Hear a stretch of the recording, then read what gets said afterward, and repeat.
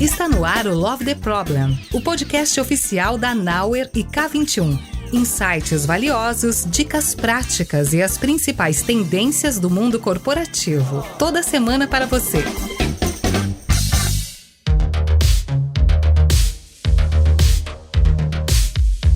Fala pessoal, bem-vindos a mais um episódio do Love the Problem. Hoje a gente está aqui com um convidado muito especial para dar continuidade a um papo que a gente começou lá no ano passado. Ano passado eu e a Iô, a gente gravou um episódio falando um pouquinho já sobre tendências e futuro da educação corporativa, que foi muito legal, já trouxe vários insights e alguns feedbacks da galera, e a gente decidiu trazer uma outra pessoa aqui para vocês conhecerem, para compor esse assunto, que é alguém que a gente conheceu aí, viu que tinha tudo a ver com esse assunto. Então, bem-vindo, Paulo.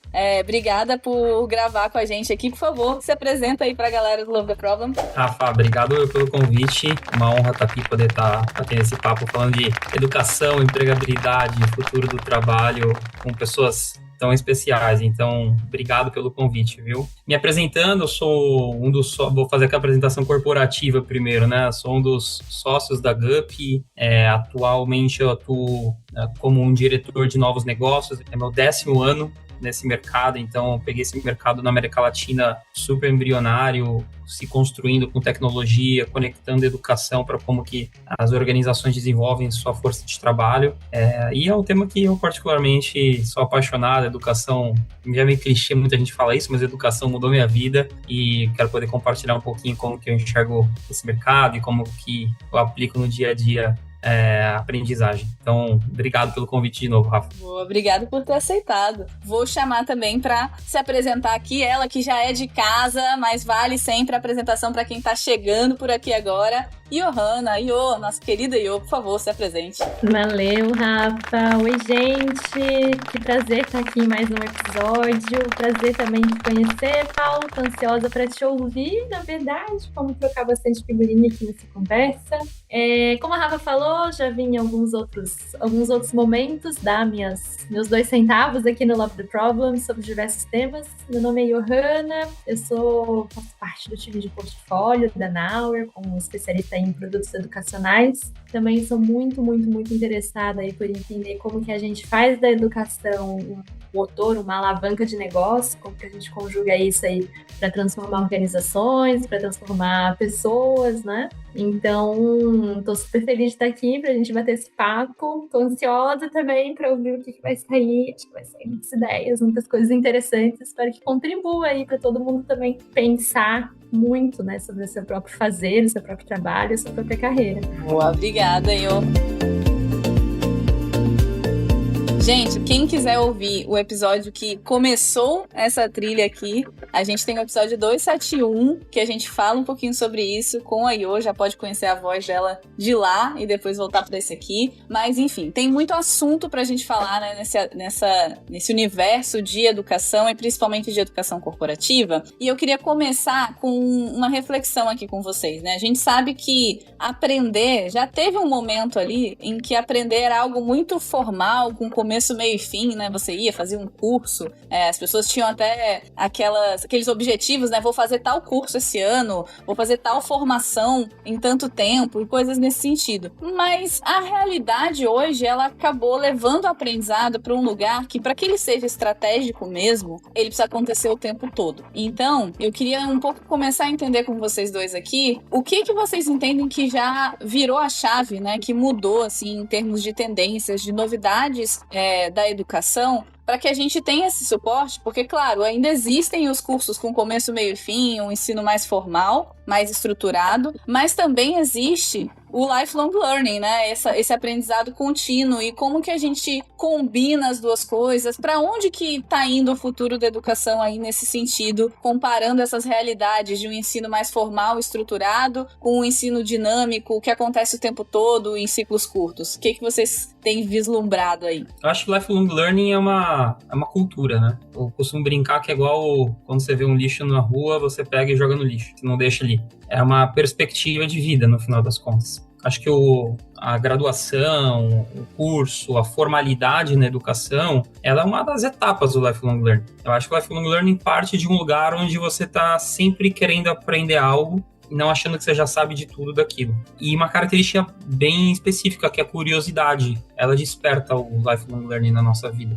Eu sempre fui uma pessoa muito curiosa. Desde pequeno eu queria saber sobre, sei lá, desde a astrologia, a idiomas, a tecnologia, a videogame, a esporte. Então, de alguma maneira ou outra, o aspecto de curiosidade faz com que você se permita aprender. E tem gente que aprende mais com formalidade, tem gente que aprende com mais informalidade, com YouTube, com podcast. Então, hoje em dia, existem tantas pílulas de aprendizagem, tantas formas de educar, formas de aprender, que vir com uma receita de bolo, acho que não existe muito isso, sabe? Mas eu costumo dizer que lifelong learning é uma cultura, assim como você vê um lixo na rua, você pegar e jogar no lixo para aquilo não atrapalhar a vida dos outros, né? Então, acho que a gente pode partir daí. Fazendo um yes and aí com o Paulo também, além da questão de ser algo que a gente leva como cotidiano quase, né? Essa curiosidade, esse interesse, não sei, essa desconfiança, né? De por que as coisas são assim, o que tá acontecendo que gera isso. Eu acho que o lifelong learning, ele também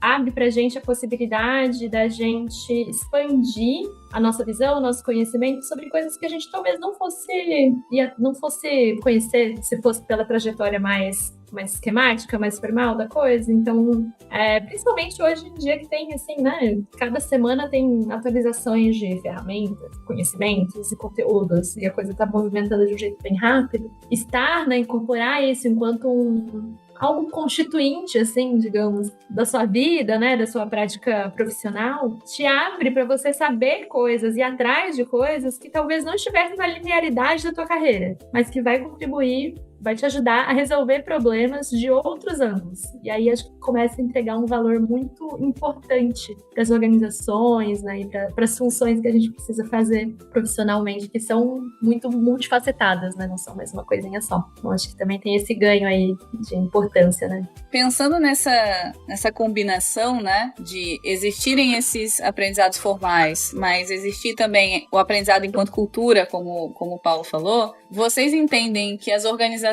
hoje, elas já estão preparadas para esse aprendizado contínuo, ou elas ainda estão um pouco perdidas e só distribuindo conteúdo, só dando curso para as pessoas, tem os dois cenários, como é que tá isso?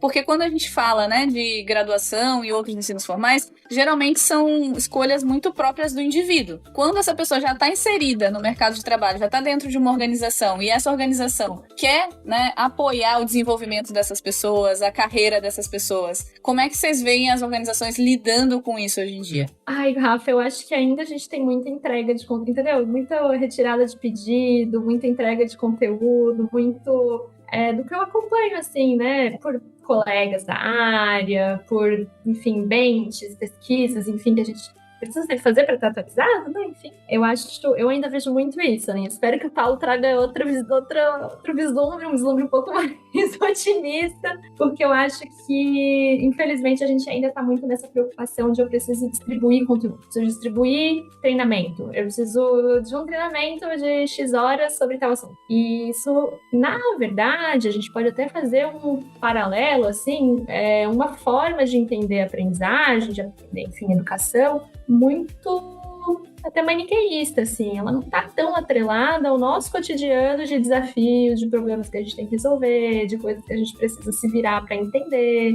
Então, existe, eu percebo ainda um certo descompasso, assim, né? Um interesse, às vezes, uma urgência muito maior em eu preciso fazer um delivery aqui de conteúdos e treinamentos, mas sem necessariamente entender qual que é o problema, o que eu tô querendo conectar, o que eu tô querendo resolver. E aí, essa conexão, ela acaba ficando um pouco frágil, né? Não tô querendo generalizar, né? Não é sempre assim, claro. Mas eu acho que ainda acontece isso bastante. E aí, o que acontece também é que quem está se capacitando acaba não aproveitando tanto quanto poderia daquele treinamento, daquele conhecimento, justamente porque ele está apartado da sua realidade cotidiana ali, né? Então ele está muito genérico, muito generalista, enfim, não tem essa conexão. Então eu ainda vejo bastante esse cenário, né? Que para mim, um pouco é uma reprodução dessa formalidade no âmbito corporativo. E aqui a gente pode fazer diferente, né? Mas conta aí, Paulo, me dê boas notícias.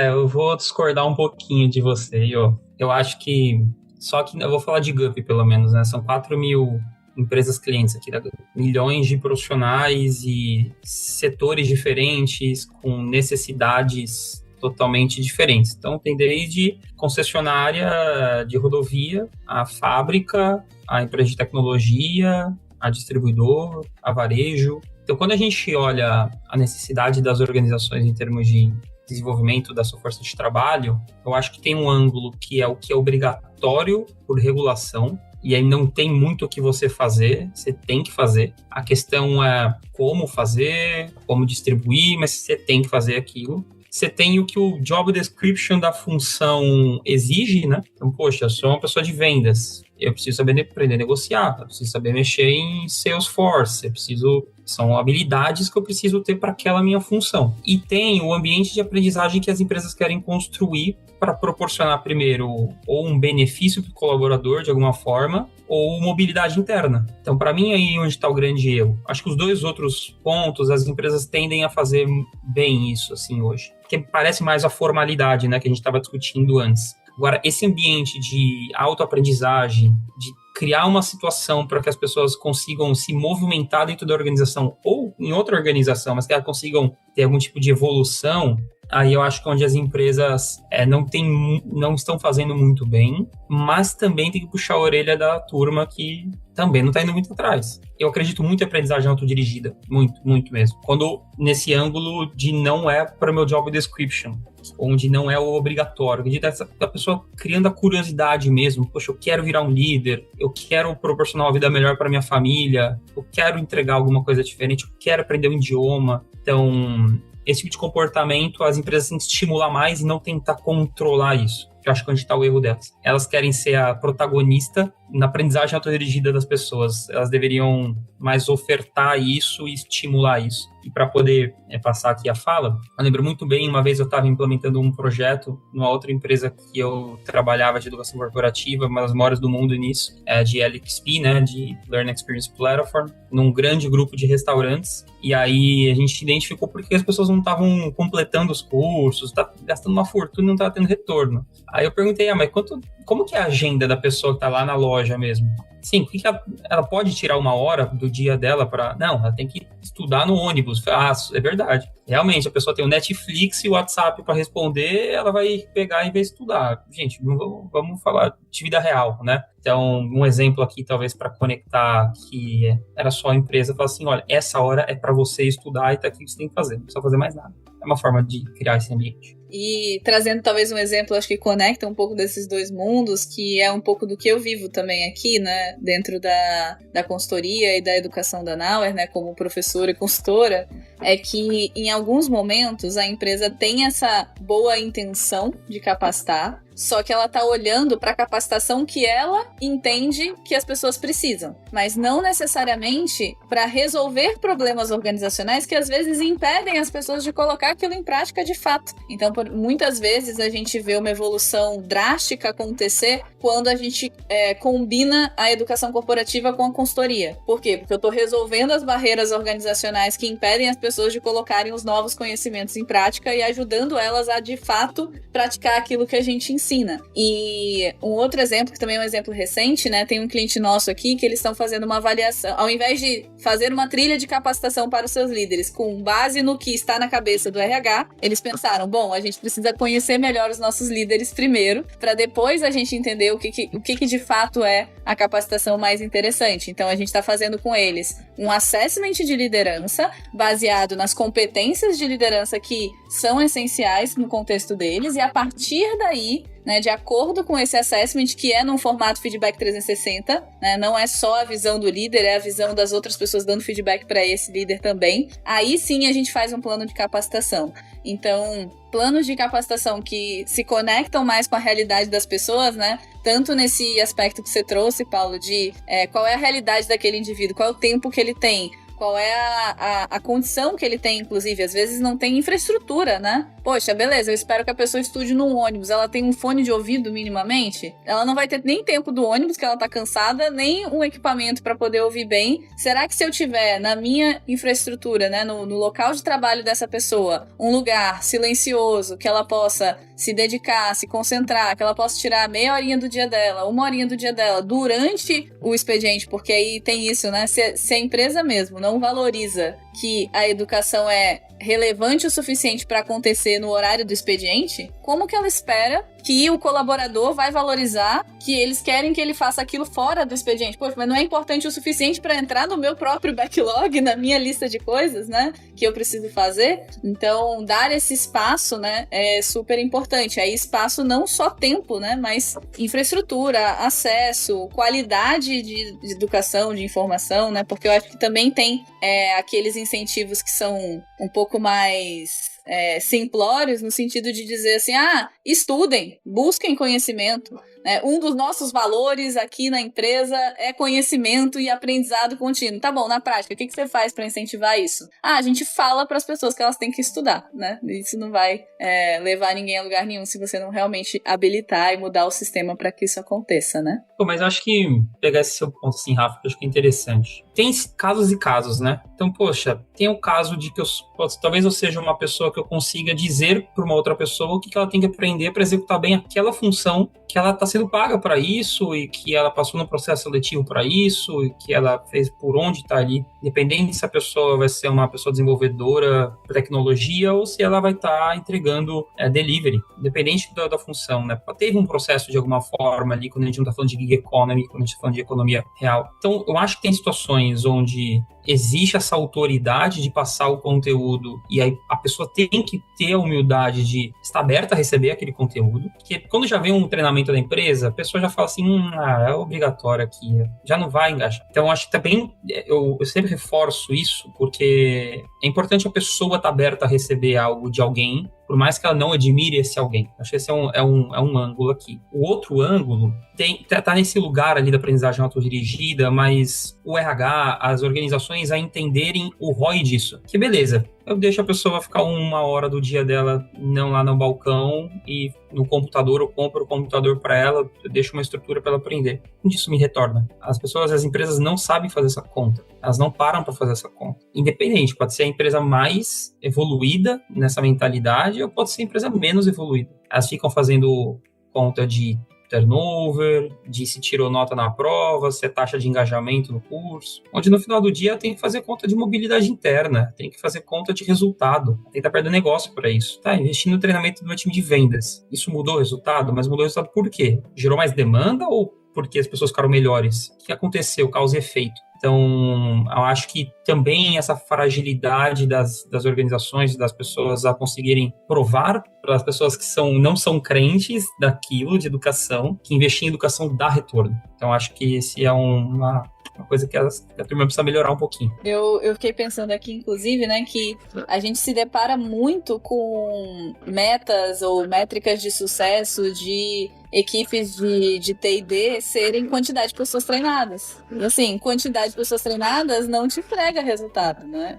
Isso é um ponto muito importante de reflexão sempre, né? O que você quer com aquele treinamento, com aquela capacitação. E eu acho também, né, uma coisa que vale sempre a pena a gente reforçar, tem uma tirinha que eu gosto muito, que é assim, é um gestor falando com uma pessoa, né, de treinamento e desenvolvimento, que ele vira e fala assim, tá, mas se eu investir em capacitação e as pessoas forem embora, né, tem muito essa discussão nas organizações, poxa, vou gastar uma grana aqui para as pessoas fazerem treinamento e aí elas vão embora. E aí a pessoa retorna para ele com a questão, e se você não investir e elas ficarem? Essa é a conta que precisa ser feita, né? Se você quer que as pessoas evoluam, que o trabalho evolua, que a empresa dê mais resultado, você precisa preparar as pessoas para isso. E às vezes é mais caro você não investir, né? Você vai pagar mais o preço disso, de não investir nesse desenvolvimento, do que no risco de uma pessoa sair da empresa sendo capacitada. Até porque, se a pessoa vê que ela tá sendo, que a empresa está investindo nela, está apostando nela, está vendo o futuro para ela, a chance de um turnover voluntário nesse caso vai vai ser reduzida no final das contas, né? Acabei de lembrar de uma situação, o Paulo estava comentando dessa questão do treinamento lá para a galera que está no atendimento, não tem tempo. Teve uma experiência uma vez que eu passei, que eu estava como designer instrucional ainda de um curso, e era numa plataforma, né, de aprendizagem, coisa e tal, e aí era tipo, não, poxa, gamification, eu quero moedas, eu quero aquilo, eu quero tudo pulando, animação, pá, não, tem que ser muito dinâmico, tem que ser isso, tem que ser aquilo, lá. Tá bom, mas qual que é o contexto que as pessoas vão estudar? Não tem um computador na sala e vai ter uma pessoa que vai ficar passando e clicando em tudo. E aí eu fui obrigada a falar, olha, correndo o risco de perder dinheiro, mas não faz sentido. É toda essa camada de experiência, se o contexto de aprendizagem das pessoas não vai possibilitar, tipo assim, não fecha a coisa uma coisa com a outra. E aí a gente fica nessa questão do ROI também, né? Porque daí o cara, né, investe uma grana num treinamento autoinstrucional, gravado, ou cheio de tecnologia, né? Numa ferramenta de autoria super tecnológica. E aí, sei lá, às vezes o NPS do treinamento, isso é outra coisa que eu queria falar daqui a pouco, mas eu tenho uma opinião que pode ser polêmica sobre o NPS de treinamento também, mas às vezes a gente fica com essa bomba na mão, né? Foi mó dinheiro investido ali numa ação de treinamento, e o impacto daquilo para o negócio simetrificado, que nem sempre e acho que esse é o problema que o Paulo expôs muito bem, essa fragilidade, acho que ela é muito primária e absolutamente primordial para que a coisa faça sentido, né? A ação de aprendizagem, enfim, ela precisa estar conectada a um problema de negócio. Ela precisa bater lá num problema de negócio, é aquela métrica que tem que mexer. E aí eu vou falar minha coisa polêmica sobre o NPS. Eu, como designer instrucional, fico muito feliz quando o NPS vem aquela coisa linda, cheirosa, 5 estrelas. Mas como gestora de produto educacional, eu não tô olhando só pro NPS. Quer dizer, ele me diz sobre o delivery do meu serviço ali. Meu usuário, né, gostou da experiência de aprendizagem, achou a didática boa, achou visualmente agradável, foi fácil de entender, foi fácil de compreender o conteúdo, coisa e tal. Mas eu preciso saber se mexeu em resultado, se o que ele aprendeu, ele está conseguindo aplicar, se ele está vendo diferença na forma, né, que o lead está avançando no fluxo de venda deles, né, pegando um cenário aí de treinamento de venda, por exemplo. Ou se reduziu o volume de acidentes, se a gente está fazendo lá um treinamento de uma NR ou alguma coisa assim. Ou se o onboarding realmente foi mais efetivo porque as pessoas estão conseguindo usar os sistemas internos de uma forma com menos erro, sei lá. Algum indicador de impacto para a função, para o negócio, a gente precisa ter, porque senão a gente vai ficar com muita métrica de vaidade até, assim, com métricas que não vão falar sobre o resultado daquilo para onde precisa impactar, que é a melhoria de negócio. E aí a gente volta para a problemática que a gente estava discutindo antes, né? Não, eu odeio NPS. Eu tô com a eu. Acho que esse NPS é uma métrica tremenda. Sabe por que é uma métrica de vaidade? Porque o contexto que aí está inserido importa muito. Eu fiz um treinamento para 100 pessoas.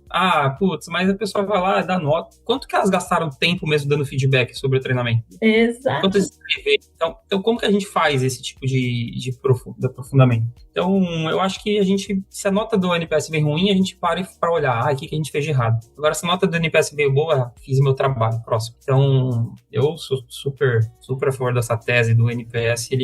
Acho que ele tem que existir, porque pode ter um alerta pro negativo, mas ele não pode, o positivo, me levar a crer que tá bom. E isso é uma coisa que a Rafa falou, que eu acho que também é importante a gente ponderar, que é, eu vou treinar minhas pessoas e elas vão sair. Sim, isso pode acontecer. Mas você entende que isso é uma coisa, mas elas saírem tem outro motivo? Por que elas estão saindo? Não tem a ver com você dar do treinamento ou não. Então, porque, não tenta fazer causalidade aqui de, eu estou investindo nos meus colaboradores, eles estão saindo. Eles estão saindo por um outro problema, vai lá e resolve esse outro problema. Agora isola as coisas ali, né? Então, acho que é importante, existe um lugar que vem esse pensamento que é justo. Eu estou investindo dinheiro na minha companhia e as pessoas estão saindo, mas não vou deixar de investir por conta disso. Deixa eu entender porque elas estão saindo. Então, queria comentar isso que foi na minha cabeça também, Rafa. Acho que um ponto também que eu queria aproveitar, então, desse papo com vocês é, qual é, então, a métrica de sucesso? ou as métricas de sucesso? O que vocês veem de exemplos que são melhores que o NPS, melhores que a quantidade de colaboradores treinados? Tem como a gente medir isso de forma pragmática, né? Como eu vejo o impacto da educação no dia a dia das pessoas? O que vocês têm visto por aí ou têm aplicado? Dá uma resposta de consultora. Depende.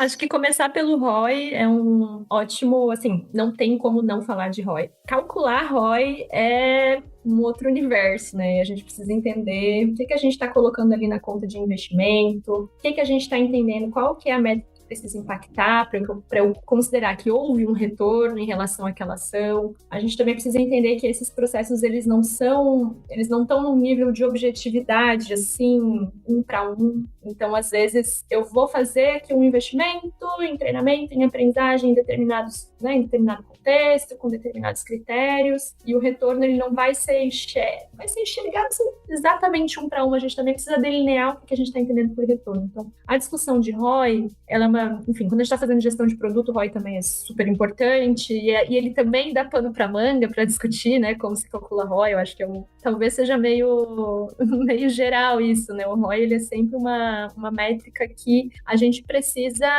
endereçar, né? A gente precisa compreender, a gente precisa convencionar de certas coisas, né? Mas eu acho que é um ponto de partida que não tem como não ter. E aí eu diria também que métricas de negócio importantes ali para aquele contexto, para aquela área. Então, se eu treinando, sei lá, um time de vendas para mexer, sei lá, no Salesforce, como o Paulo trouxe antes, preciso entender o que eu quero que eles melhorem ali no Salesforce. Qual que é o problema que eu tô querendo resolver? Não, a galera tá esculhambando o Salesforce, não tá sabendo, não, tá fazendo tudo errado, não tá dando, tá uma bagunça isso aqui. Tá, qual que é o problema? E a partir do problema, né, a gente entender onde que eu preciso mexer. Mas acho que, de novo, né, uma receita 100% pronta, fechada, não sei se existe. Talvez o Paulo saiba. E aí, Paulo, tem? Conta. Me conta, quero saber. Se eu tivesse, eu já teria aposentado, já teria vendido a fórmula, já não estaria mais trabalhando. Mas brincadeiras à parte, eu acho que a gente tem que separar métricas meio e métricas fins, né? O que eu quero dizer com isso? Métricas meio, eu acho que são importantes serem acompanhadas. O próprio NPS, que a gente falou, aqueles meio beabá mesmo de RH, já que é percentual de pessoas que fizeram, nota, tempo de tela. Então, a pessoa, para você assistir um vídeo em 3 minutos, ela botou em 2x. Esse tipo de indicador é importante para correlacionar com o resultado da prova, para ver se a pessoa tem algum tipo de correlação, ela não ter absorvido o conteúdo. Então, acho que tem várias métricas de e-mail ali que são importantes acompanhar para melhorar o processo do treinamento, mas no final do dia você tem que olhar as métricas fim. Então, eu estou treinando o meu time de tecnologia, a qualidade do código está ruim. Beleza, vamos fazer por cohort. Treinei o time, vou pegar pessoas que não foram treinadas, pessoas que foram treinadas e vou acompanhar agora a qualidade do código das duas. Teve alternância? Não teve. Porque o treinamento foi ruim? Ou porque não devia treinar? Não, vamos olhar. Vamos entender agora as métricas meio do treinamento. Será que a gente aplicou de uma maneira errada? Pegou um fornecedor ruim? A gente pegou um tutor ruim? Qual que foi o problema a partir daí? Mas eu olharia para isso, assim. Às vezes a gente tenta chegar em métricas de faturamento, redução de custo, mas a gente deveria focar mais nas métricas de negócio daquela cadeira exercida ali. Normalmente, pegar de restaurante aqui, uma hamburgueria, é o quanto que você está desperdício, é o quanto que melhora o NPS dos clientes. Então, tem contexto, eu acho, para todas as situações. Eu acho que também, complementando aqui um pouco do que vocês trouxeram, tem coisas que vão ser muito mais diretas, porque tem a ver com habilidades mais diretas. Então, né, se eu estou treinando alguém no chão de fábrica, eu vou olhar para a redução de incidentes, de acidentes, de riscos ali, né, mitigações de risco. Se eu estou treinando uma pessoa desenvolvedora ou criadora de produto digital, eu vou olhar para a qualidade desse produto. Mas também tem coisas que a gente não vai conseguir medir tão diretamente assim. Então, por exemplo, estou treinando minha liderança. E aí, eu vou treinar a liderança em comunicação. Como é que eu vou perceber se a comunicação está melhorando ou não? E aí, às vezes, a gente cai num lugar de dizer, então não tem como medir. Mas se a minha liderança tem uma boa comunicação, provavelmente os feedbacks que as pessoas dão sobre essa liderança vão melhorar. Provavelmente o relacionamento dessas lideranças com outras pessoas vai melhorar. consequentemente, os resultados, a minha pesquisa Pulse, se eu tiver uma pesquisa Pulse, vai melhorar também. E, em última instância, eu vou melhorar minha retenção de talentos, né? Porque uma boa liderança consegue reter os talentos na empresa. Então, tem várias métricas que não são tão diretas, né? Geralmente a gente não olha e fala assim, eu vou fazer um treinamento de comunicação assertiva e isso vai influenciar diretamente na minha retenção. Não dá pra gente fazer essa causalidade aqui, mas a gente consegue fazer alguma correlação. E acho que esse é um ponto também importante de entender o porquê que eu tô treinando essas pessoas nessa determinada habilidade, né? Eu acho que quando a gente olha, né, para hard skills, né? Muitas vezes a gente vai ter métricas muito mais diretas, né? Ou para habilidades que estão ali no job description, diretamente da pessoa. Mas para quando a gente olha para comportamento e soft skills, a gente precisa olhar para aspectos culturais um pouco mais amplos. E também aí, acho que Paulo e eu, não sei se vocês concordam comigo, senão também podemos polemizar, é também não ter uma ideia de imediatismo, né?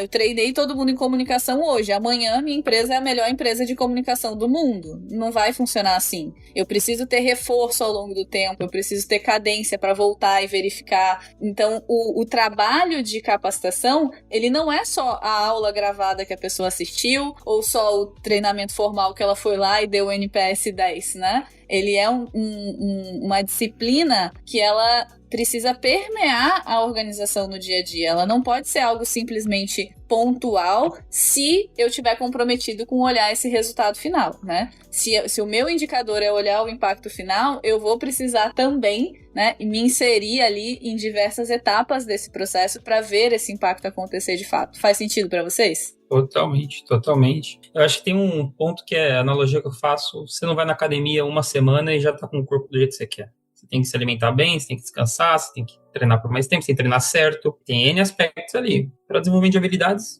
é a mesma coisa. É que eu acho que as lideranças, as organizações, elas são tão pressionadas no curto prazismo que elas acabam esperando o curto prazismo no resultado das suas ações. Então, é muito mais fácil contratar alguém de fora pronto do que você desenvolver internamente. Ou será que não é? Você só acha que é. A pessoa que já está dentro já sabe seu playbook, já sabe da sua cultura, já conhece as pessoas, já tem os atalhos. Demora mais tempo para desenvolver isso aqui ou para fazer a pessoa negociar bem?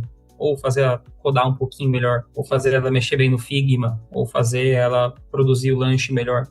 Então, às vezes, os líderes, as organizações, elas são tão pressionadas no curto prazismo, até pelo contexto que a gente tem de Brasil, contexto dos nossos negócios, que a gente acaba pensando muito no curto prazo. E aí é um paradigma, é um paradoxo, na verdade, né? Você tem que desconstruir isso para você conseguir esperar o que é o correto a se esperar. Então, é assim mais ou menos assim que eu enxergo, tá? E eu acho que essa questão de equilibrar o curto, médio e longo prazo, né? Não é um em detrimento do outro, é você conseguir fatiar as suas ações e o seu acompanhamento de resultado para alinhar a expectativa, né? Beleza, no dia de amanhã eu não vou ter esse resultado final, mas o que eu vou ter, e aí voltando nas métricas meio que você falou, né? O que eu vou ter que eu consigo medir para dizer que eu tô indo na direção certa? Então eu tô evoluindo. Então, poxa, tudo bem, não vou chegar amanhã com redução de turnover, com a liderança referência no Brasil, no meu segmento, mas talvez eu chegue amanhã com um resultado melhor da minha pesquisa Pulse. Então, na próxima pesquisa,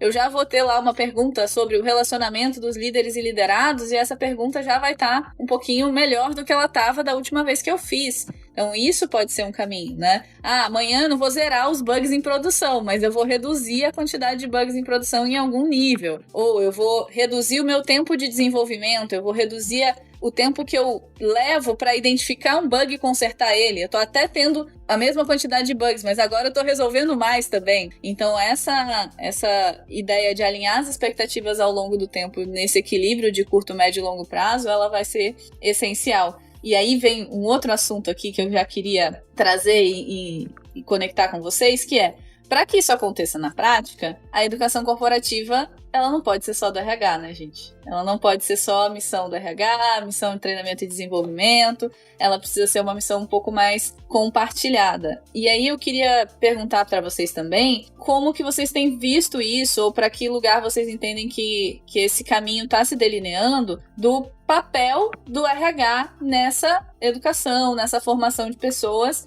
e como esse RH pode ser mais estratégico, né, para fazer tudo isso que a gente está falando aqui acontecer, para ter boas formas de capacitação, para dosar quando que eu defino o que as pessoas têm que aprender e quando que eu ouço mais elas para poder, né, formar uma trilha de capacitação adequada, para me conectar com o resultado final, enfim. Como é que vocês veem o papel do RH nesse mundo todo aqui e para onde ele está indo? Qual é o futuro desse papel dentro da nossa educação corporativa? Mas, Cal, você vai nadar de braçada agora, hein? Eu vou falar só uma coisinha, então, que é uma coisa muito circunscrita à minha experiência mais cotidiana, assim, do que eu estou observando com colegas, né? E que muito me alegra. Eu acho que a gente está indo para um lugar de RH bastante conectado com todos os mais níveis de liderança. Então, lideranças mais contextuais, lideranças mais técnicas, que está um pouco mais próximo ali da operação, que está com um desafio, que é um desafio que pode se resolver a partir de treinamento e desenvolvimento. Então, ter essa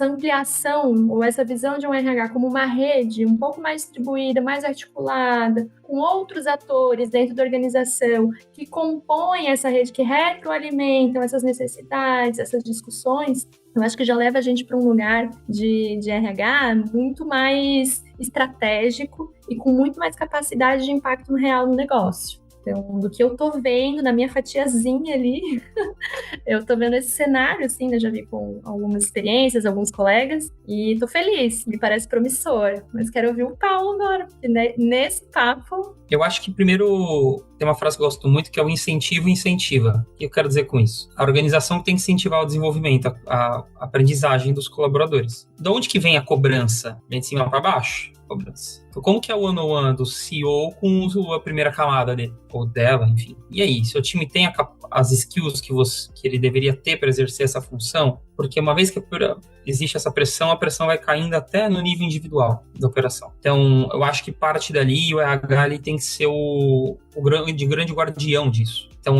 o RH tem que ser bom em entender as metas da empresa, em conseguir mapear bem como está a sua organização e conseguir dar o direcionamento estratégico do que precisa ser feito para que as pessoas estejam num patamar para entregar o que precisa. Ou trocar as pessoas. Gente, a gente tem pouco tempo, não dá para desenvolver as pessoas assim, os salários estão mais altos no mercado, se a gente quiser resolver esse problema, tem que trocar as pessoas pagando X% a mais. No limite, isso. Então, acho que o RH tem que ser o grande guardião dessa distribuição da estratégia para toda a organização. Como que você monta um one-on-one com o seu liderado? O RH tem que...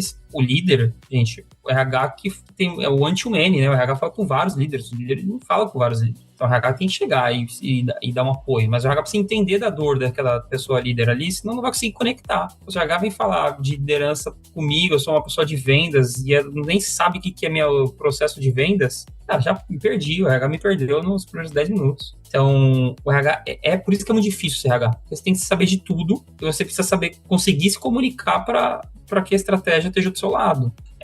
Não acho que o RH tem que pegar na mãozinha, não. Mas o RH tem que saber, de fato, assentar, discutir, falar de negócio, trazer indicador e trazer conhecimento e trazer benchmark. Vai ser esse guardião do plano estratégico até a operação. Tem várias camadas em grandes, médias e pequenas empresas. Então, acho que o RH ele precisa ser esse orquestrador. Não sei se eu fui muito filosófico ou não. Eu gostei bastante. E eu fiquei pensando, inclusive, né, nessas perguntas do 1 a 1, né? Uma das perguntas que a gente faz sempre que a gente está mentorando lideranças aqui é perguntar sobre o plano de sucessão, né? E aí, qual é o seu plano de sucessão? Quem é que você está desenvolvendo para ocupar o seu lugar no futuro? Porque se você quer evoluir na sua carreira, você tem que preparar alguém para ocupar o seu lugar. Você tem isso em mente? Você sabe quem é essa pessoa? Você faz algo ativamente para desenvolvê-la? E só dessa pergunta base já dá tanto pano para manga, né? Que no trabalho da RH no dia a dia, com certeza tem muita coisa ali que pode emergir dessas conversas e de outras perguntas poderosas aí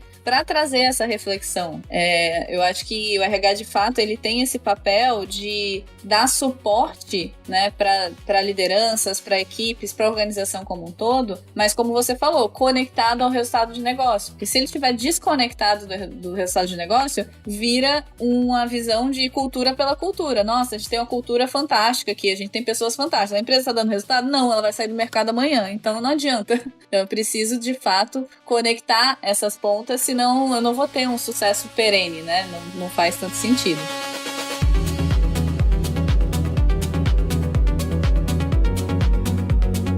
E aproveitando nessa questão também, né? Acho que trazendo agora um pouco do spoiler que eu queria ouvir um pouquinho de você, Paulo, sobre a sua carreira, né? A gente conversou um pouquinho nos bastidores e eu sei que você passou aí por mudanças, né? E eu acho que é legal a gente explorar esse lado, porque a capacitação, ela abre portas para modificações e mudanças das pessoas em relação ao que elas achavam que faziam bem e descobrir outras coisas que eu faço bem também e ter possibilidade de escolha, de movimentação de carreira. Então eu queria explorar um pouquinho isso, né? Você falou inclusive do aprendizado autodirigido, eu imagino que tenha muito disso na sua vida também. E queria ouvir um pouco dessa experiência, pode ser? Claro, pô, muito legal falar disso. Eu acho que eu sempre falo, o meu exemplo serve a mim e a pessoas que parecem comigo. O meu exemplo não serve a pessoas que talvez tenham uma cultura mais de comando e controle. Por exemplo, eu sou uma pessoa que eu sempre fui do mundo. Perdi meus pais cedo, eu tentei ser jogador de futebol, morava em alojamento, eu era de classe média,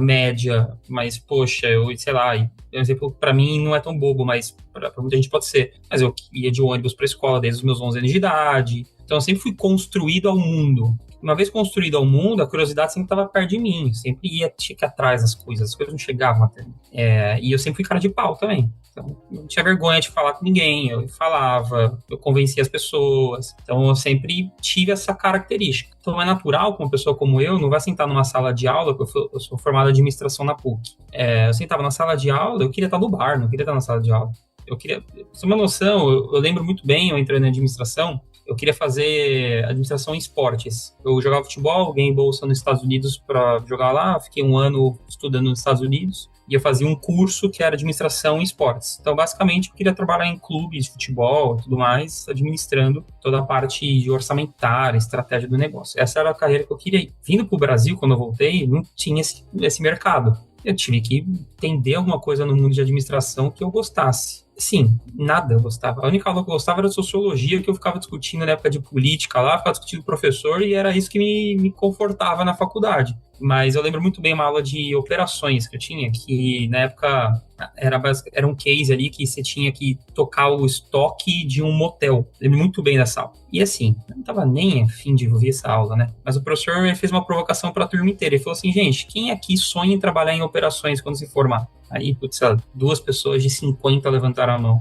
Ele falou assim, vocês sabem qual o percentual das vagas do mercado são de operações? Aí ninguém sabia. Ele falou assim, então, é o oposto do que vocês levantaram a mão. 80% das vagas que estão no mercado de quem se forma em administração é em operações. Se vocês não querem trabalhar com operações, vocês vão ser infelizes na vida, vocês vão ficar competindo entre vocês. Vocês têm que decidir o que vocês querem. Então, esse foi um start, assim, de olhar para o meu desenvolvimento muito mais para a carreira que eu queria ter, quer dizer, a carreira possível que eu poderia ter, do que necessariamente a carreira que eu queria ter. Muito menos nesse lado de sonho, de aspiração, e muito mais para a realidade. E aí, dada as minhas características de aprendizagem, a forma que eu fui crescendo e criando consciência como indivíduo, eu fui absorvendo isso em vários lugares. Então, eu estava no bar da faculdade, estava aprendendo, estava tentando me relacionar com alguém, estava no time de futsal da faculdade, eu ouvia o que o técnico falava, eu aprendia isso e tentava transpor isso para onde eu trabalhava. Então, eu estagiei desde o primeiro semestre. Então, eu sempre estava trabalhando e tentando pegar tudo que eu aprendia para dentro da minha realidade, aquilo que pagava a minha conta no final do dia. Então, eu sempre fui pegando que a aprendizagem vinha mais o 70, 20, 10, né? Aquela, a gente sabe muito bem, 70% a gente aprende fazendo, 20% colaborando e vendo os outros, e 10% é na teoria. Pela minha característica. Conheci muitas pessoas que aprendiam o oposto. Elas aprendiam muito no conteúdo, na teoria, e aí tentavam replicar na prática, às vezes era mais fácil a prática para eles. Então, acho que não tem uma correlação direta, eu acho que é o que encaixa para cada perfil de aprendizagem. E aí, a minha carreira, assim, né, de maneira resumida, mas entrando no ângulo da sua pergunta, Rafa, eu sempre fui da área comercial. Então, desde o meu primeiro estágio, eu era uma área de atendimento dentro de um banco de investimento, mas era relação com o cliente. Aí, meu outro estágio, eu trabalhava na área de vendas digital, relacionava com parceiros, era só relação comercial. E sempre foi assim. Aí, enfim, entrei na GUP, no começo da companhia, era vendedor, virei líder de vendas, virei gerente de vendas, virei head de vendas, virei diretor de vendas. Saí da GUP, continuei na carreira de vendas em outras 2 startups, até que eu tive meu grande shift, assim, de skills, que foi empreender. Então, eu decidi, foi em 2022, eu saí do meu emprego para criar uma startup do zero. empreender. E aí eu precisava fazer outras coisas sem ser vendas. Aí não é porque eu queria, porque eu gostava, eu odiava a área financeira, jurídico. Nossa, eu não gostava nada, marketing, produto, nossa, tecnologia, pelo amor de Deus, de jeito nenhum. Não gostava. Mas eu tinha que aprender. Eu tinha um sócio que era head de engenharia do Nubank. Ele falava comigo, parecia que ele estava falando mandarim.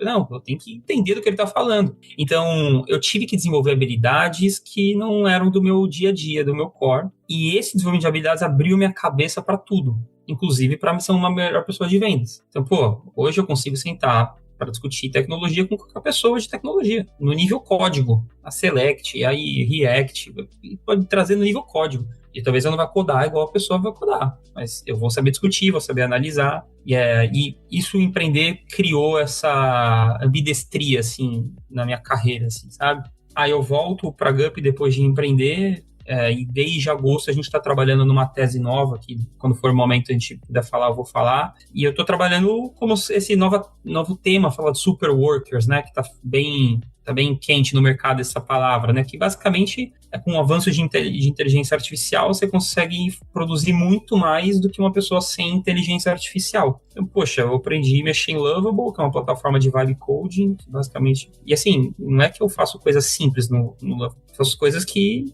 o antigo CTO da Gup olhou e falou, não é possível que você fez isso. Eu falei, mas assim, foram horas e horas e horas de estudo, prática, ver vídeo no YouTube, falar com pessoas que eram especialistas e tudo mais. E eu uso inteligência artificial para tudo hoje. Para tudo. Para planejamento estratégico, para finanças, para terapia, para tudo. Hoje eu consigo entregar muito mais do que eu entregava no passado. Então, hoje eu me sinto dev, eu me sinto product manager, eu me sinto vendedor, eu me sinto júri. Eu de verdade consigo discutir e executar temas que eu não conseguiria poucos anos atrás, assim. Então, hoje eu não sei dizer o que eu sou, o que você é, qual que é a sua profissão. Cara, sei lá, eu trabalho com tecnologia e essa é a minha resposta, sabe? E que é um movimento comum, né, assim, cada vez mais é difícil você ter um job description e um job title, assim, específico, né, para o que cada pessoa faz. Porque muitas vezes não se encaixa. Tudo que aquela pessoa faz, as habilidades que ela tem, começa a não encaixar num título padrão, numa descrição padrão que a gente vê no mercado, né? Acho que cada vez mais isso tem emergido. E o que eu gosto muito, né, dessa sua trajetória, Paulo, obrigado por compartilhar com a gente, é porque quando a gente fala, né, a gente fala muito aqui no Love the Problem sobre o trabalho colaborativo, sobre a gente ter equipes multidisciplinares e essas pessoas trabalharem em conjunto para atingir um objetivo comum. E isso só é viável quando eu, enquanto profissional, estou aberta a aprender e entender um pouquinho do que cada um faz naquela equipe. Mesmo que não seja a minha habilidade core. Então, se eu sou um designer e eu estou conversando com um programador, com uma pessoa de atendimento ao cliente, com uma pessoa comercial, com uma pessoa de finanças, se eu não quiser aprender um pouquinho que seja de tudo que aquelas pessoas fazem, a gente não vai chegar numa solução boa em comum, juntos e colaborando, né? É natural. Eu lembro que logo no início, quando eu estava assumindo o papel de Product Owner, lá em 1900 antigamente, quando eu trabalhava muito ativamente como PO, teve uma primeira reunião para mim que foi muito icônica, assim, que a gente estava discutindo um produto mais técnico que a gente tinha, e aí tinha uma designer na mesa e tinha um programador. E aí o programador começou a dar a especificação técnica da API, e a designer me chamou e falou, o que eu tô fazendo aqui? E aí eu virei pra ela e falei assim, dá um tempo, assim, vamos fazer algumas reuniões que você vai ver, porque ela falou, eu não consigo colaborar, não consigo discutir com ele sobre isso. Falei, tá bom, mas se você estiver aberta a gente conseguir conversar sobre esse assunto, começar a criar as coisas em conjunto, isso vai mudar. E aí deu mais ou menos um mês, a gente tava na mesma reunião, e um outro programador deu uma sugestão, e ela falou assim, não, isso não funciona, sabe por quê? Porque a API funciona assim, assim, assim. Então se a gente vai fazer isso, essa solução vai demorar muito mais tempo. Aí eu olhei pra ela e ela mesma ficou chocada com a resposta que ela deu. Ela falou assim, cara, eu entendo como a API funciona, eu nunca achei que isso fosse possível. Então a gente tá aberto a essa colaboração, esse aprendizado em conjunto, faz toda a diferença para que a gente consiga ter equipes que de fato são multidisciplinares e de fato, né, constroem produtos de sucesso. Eu acho que esse é um ponto muito cerne aí de tudo que você trouxe.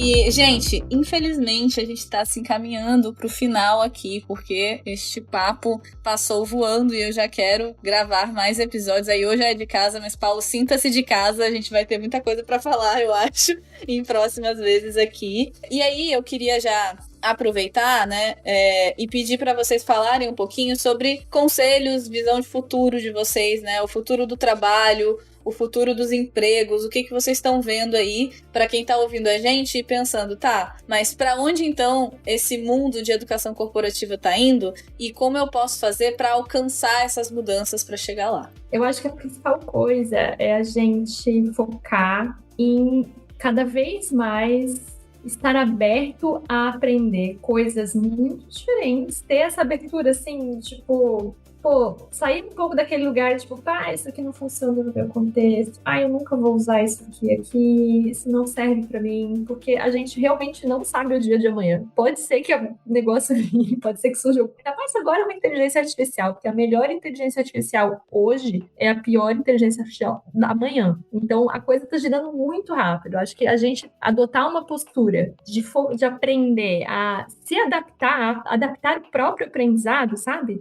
A ler o cenário e adaptar ali o que você estava pensando que você ia ter que se desenvolver, mas pensar então no teu aprendizado como esse processo contínuo mesmo, aberto, estratégico também. Eu acho que quando o Paulo fala um pouco ali sobre a própria história dele, né, e todo como empreender, colocou ele nesse lugar de precisar aprender coisas que talvez ele não sabia que ele ia estar nesse lugar antes, né? Trouxe para ele ganhos que ele também não previa que ele ia ter. Então, adotar isso enquanto uma postura de vida e entender esse é um processo de aprendizagem do futuro, digamos assim, ou do agora, é muito mais focado nisso, né? Na nossa capacidade de adaptar o nosso aprendizado, adaptar a necessidade de desenvolvimento que a gente tem para o problema que está se desenhando ou que a gente está vendo ali como tendência pro agora. Eu acho que é um passo importante, mais do que temas específicos ou fechados, assim, né? Entender esse processo, estar aberto e buscar isso ativamente, né? Não achar que vai cair do céu, mas ir atrás, fazer o seu e correr realmente para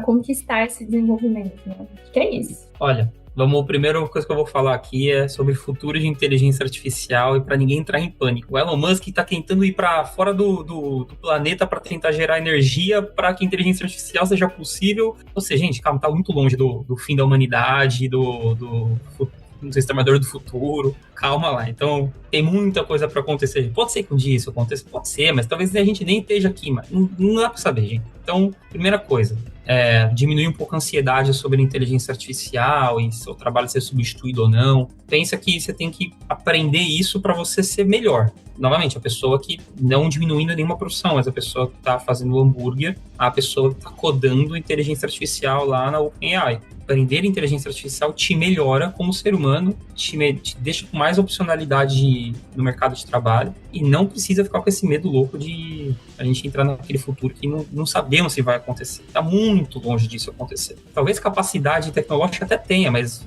tem que ter energia, tem uma série de coisas ali, tem governo, gente, tem uma série de coisas acontecer. Então, acho que a primeira coisa que eu queria falar, aprenda inteligência artificial igual você tem que aprender inglês, igual você tem que aprender em Excel, sabe? Isso te habilita a passar em processo seletivo, te habilita a conseguir empregos melhores, te habilita a pensar melhor, a desenvolver intelectualmente. O recado sobre inteligência artificial seria nesse caminho. Mas não é só inteligência artificial. Você tem que aprender a comunicar, você tem que aprender a falar outras línguas, você tem que aprender de matemática financeira, independente da sua profissão. Você ganha dinheiro, não ganha dinheiro? Você tem que saber guardar dinheiro, você tem que saber investir dinheiro. Na hora de você investir dinheiro, você tem que saber o que significa investir dinheiro, você tem que saber fazer conta de juros composto. Então, assim, você tem que aprender uma série de coisas para sua vida que te habilitam no mundo do trabalho também. E é um pouco assim do caminho que a gente está olhando assim para o mercado. O mercado de educação ele é muito fragmentado e tem muita competição nesse mercado, muita competição. Por que as pessoas fazem um curso A ao invés do curso B? O que muda na vida delas? Tá bem, já identifiquei que eu quero fazer esse curso. Qual que é a diferença de fazer um ou outro? O que melhora na minha carreira, na minha empregabilidade? Então, é um pouco ali que a gente já está olhando, né? Como que o mercado de educação se aproxima de fato do mercado de RH para conseguir criar esse vínculo real de que se educar e se desenvolver, de fato, gera ascensão social. E para concluir, acho que a gente aprende por dois motivos, normalmente. Tem o aspiracional, inspiracional. Então, poxa, eu aprendi muita coisa na minha vida porque eu queria aprender. Eu achava muito da hora falar de política. Na minha época eu tinha 17 anos, então eu ia porque eu estudava porque eu queria aprender. Agora, em inglês eu odiava, mas eu tive que aprender. Senão eu fui morar nos Estados Unidos e eu não conseguia falar com ninguém. Inteligência artificial eu tive que aprender, senão eu não ia conseguir fazer metade das coisas que eu tô fazendo. Então a gente aprende ou por aspiração ou por necessidade. Acha o que é cada um na sua vida e se joga. Cria necessidade, né? Então, para poder encerrar aqui a minha fala resumida, ópera, calma, inteligência artificial não vai matar todo mundo ainda, tá muito longe disso acontecer. Não é só sua inteligência artificial, mas também inteligência artificial. Então vai aprender o idioma, vai aprender a vender, vai aprender a se comunicar, vai aprender matemática financeira, vai aprender sobre isso. E o terceiro ponto, aspiração versus necessidade. Identifique onde você tem cada um desses pontos, o que é cada um, e se joga nisso. E acho que é isso, Rafa, acho que é isso. Eu não sei se consigo deixar claro aqui. Muito bom, gostei, adorei. Muito obrigada, pessoal, por estarem com a gente aqui até o final, ouvirem a gente. Paulo, foi um prazer ter você. Iô, um prazer ter você aqui novamente. Obrigada e até a próxima, pessoal. Tchau, tchau.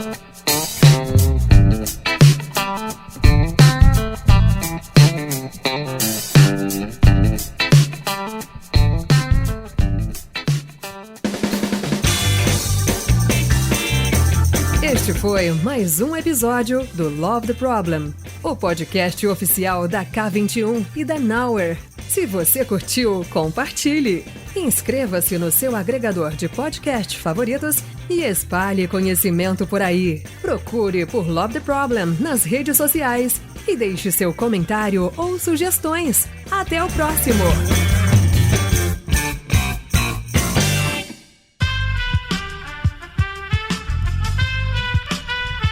Esse podcast foi editado por Aerolitos Edição Inteligente.